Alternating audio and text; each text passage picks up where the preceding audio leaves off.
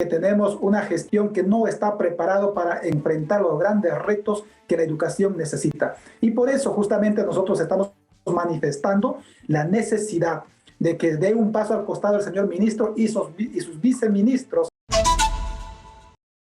Directamente con Heli Ocaña, decano del Colegio de Profesores. Bienvenido, señor Ocaña, a Las Cosas por su Nombre. Bueno, entonces ustedes están denunciando, también estos se suman a las denuncias que se han venido haciendo. ¿Qué es lo que están pidiendo ustedes? ¿La destitución del ministro? Sí, Karina, en realidad lamentamos estos hechos que reviven viejas prácticas de corrupción, de tomas y dacas, de venta de pruebas, venta de lo que son las alternativas y que han sido trascendidos en todas partes y han sido filtrados por diferentes medios de comunicación virtual, hecho que lamentablemente tiñe la buena docencia, la buena imagen de los docentes honestos que éticamente y moralmente participaron de la evaluación con criterio de responsabilidad, con criterio de efectivamente ser seleccionados para un nombramiento digno y justo.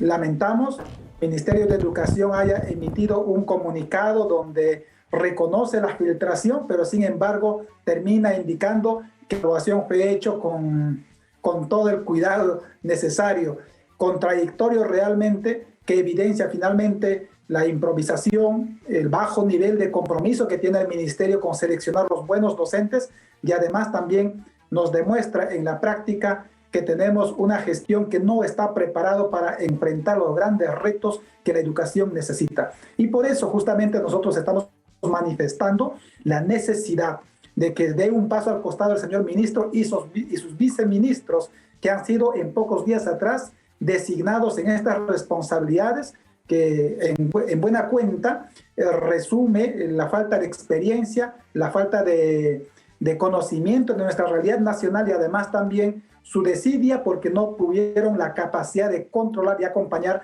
para que estas evaluaciones se hicieran con calidad, con eficiencia y al contrario han generado millones de soles de gasto de toda la población magisterial que se ha movilizado desde sus distritos, desde sus comunidades, hasta las capitales regionales donde se dieron las evaluaciones. Muy bien, señora Caña, eso precisamente, ¿no? Uno, que se han movilizado. Dos, de que el INEI no hace las cosas gratis. Tres, de que él horas hombre, ¿no? Es decir, me imagino que para hacer este tipo de pruebas, la gente del ministerio, si es que no han contratado a profesores alternos, si es que no han contratado una consultoría, vayamos a ver si es que esto no le ha costado alguna consultoría al Estado para hacer este examen de nombramientos nuevos. Entonces todo esto tiene un costo adicional porque el INEI no va a trasladar y hacer todo disposición de logística gratis. Esto va a costar y le va a costar a todos los peruanos. Entonces, ¿cómo se hacía antes? Ustedes están diciendo en este comunicado que ya lo tenemos en pantalla, que muestran su indignación y denuncian al ministro de Educación y que esto ya ha sucedido antes, son viejas prácticas de filtración de exámenes ya resueltos. ¿Ya se había visto esto antes, filtración de exámenes ya resueltos? Sí, en algún momento se evidenciaron, por ejemplo, en el año 2007, se evidenció, se publicaron esas evaluaciones y tuvo que inmediatamente ser anulado.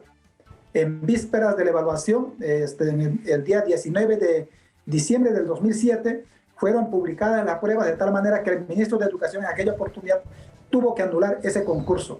Igualmente en el año 2014 y en otros años, hubieron hubieron denuncias, pero lamentablemente las investigaciones no dieron con los responsables y quedaron finalmente archivados. Archivados, señora Caña. Esta vez tenemos un ministro de...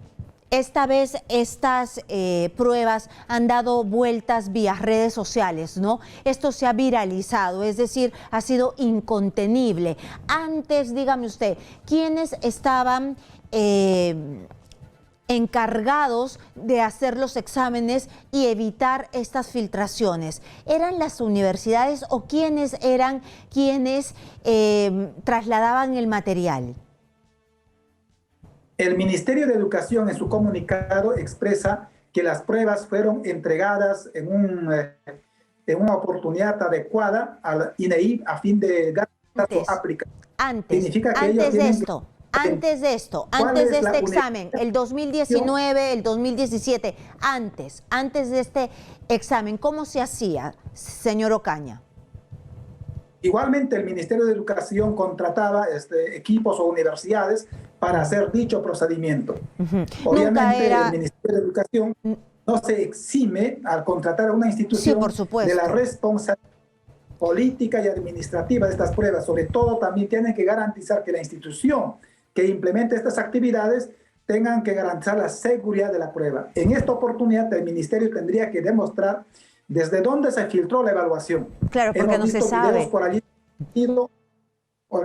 fuentes periodísticas indicando que la filtración se habría dado desde algún funcionario del Ministerio de Educación. Por tanto, queremos que eso se investigue. Pero por otro lado, Karina, por favor, tendría que también el Ministerio de Educación indicar cuál es la institución que elaboró la prueba. Y finalmente también que nos explique cuáles fueron los contenidos que conversaron cuando el señor presidente de la República visitó al Ministerio de Educación, que hasta ahora no se indica cuál es el tema que habían conversado, porque un alto mandatario, el primer ciudadano del país que visita a un ministro, significa fue por una agenda específica. ¿Y cuál fue la agenda? La agenda fue para ver y garantizar que las pruebas se hagan bien. Muy bien, agenda fue entonces, para que tal usted vez me dice... se pueda favorecer a los maestros en algunos temas. Ahí está ahí en el cuestionamiento. Pero por otro lado, permítame decirte, Karina, también en los días pasados, el ministro de Educación estableció tratos directos con el sindicato FENATE Perú, que es una organización política e ideológicamente que le representa a él y al presidente. ¿Y qué dialogaron allí? ¿Cómo tratos directos? Usted me está diciendo que los representantes del FENATE se han acercado hasta el Ministerio de Educación para tener reuniones de trabajo con el ministro. Es lo que han manifestado, es lo que han expresado públicamente por redes, han difundido imágenes, el mismo ministro de Educación emitió notas de prensa. Sin embargo, a los directores de gestión pedagógica de las direcciones regionales de educación del país, hasta la fecha el ministro no les concede una reunión. Es más, habían aceptado una reunión anterior y en vísperas anularon eso. ¿Por qué? Porque desde las regiones hay mucha incomodidad por el cambio de autoridades en la sede central, con personal que no está preparado para asumir la delicada responsabilidad en la alta dirección. Por tanto, esto mismo genera disconformidad, genera mucha preocupación, porque esa reunión que las direcciones regionales están solicitando es con la finalidad de justamente prever estos temas y preocuparse también por el reinicio de las clases educativas presenciales y el año académico 2022, que hasta la fecha no hay indicios que salga una... Permítame preguntarle para poder ir hilando una conversación. Usted me estaba hablando de estas reuniones que ha tenido el ministro, han sido públicas, han salido imágenes con representantes del FENATE. ¿Cuál es su hipótesis? ¿Por qué se ha reunido con representantes del FENATE? Porque ya sabemos, mediante investigaciones periodísticas, de que han cambiado a directores y que tiene gente muy cercana del FENATE dentro y ya designados y contratados dentro del Ministerio de Educación. Entonces, la ideología del ministro se ha apoderado del ministerio. Entonces, ahora también tiene como visitantes. ¿Por qué usted cree, cuál es su hipótesis de que lo han ido a visitar días antes de este examen? Es lo que tendríamos que explicarnos desde el Ministerio de Educación, qué es lo que están tratando, qué es lo que están desarrollando y cómo es lo que han intervenido esos señores para garantizar algunas decisiones estratégicas y actividades estratégicas del Ministerio de Educación. Y nos han manifestado... Usted no tiene ninguna hipótesis. Zonas, por ejemplo, del interior del país, como de Ayacucho, como de BRAE, que sectores vinculados a ellos son los que habrían tenido en buena cuenta algunas preguntas como esta. Y ojalá que esto nos vayan confirmando en los días siguientes, porque eso sí es realmente grave. Tenemos algunos mensajes de WhatsApp que nos han indicado eso y queremos todavía corroborar mejor. ¿Pero qué es lo grave? ¿Pero qué es lo grave? Dígame, no le entiendo. ¿Qué es lo grave? Lo grave es que habían tenido ellos las pruebas y las y las alternativas de esta evaluación que se desarrolló el día sábado. Es decir, usted me dice entonces, que la gente, que los profesores que están afiliados al FENATE son los que habrían tenido las pruebas y que ellos son los que habrían filtrado las pruebas a sus allegados. Hay posibilidades, porque es lo que nos comentan algunos docentes que nos comunican vía las redes, y esperamos que eso no sea así. Incluso tendríamos que exigir al ministro de Educación, para que haya transparencia en la investigación, den un paso al costado él y todos sus altos funcionarios, y así garantizar confianza en el sector educación. Bueno, entonces la información que usted tiene desde el BRAE por algunos maestros es que precisamente se habría filtrado esta prueba mediante integrantes del FENATE.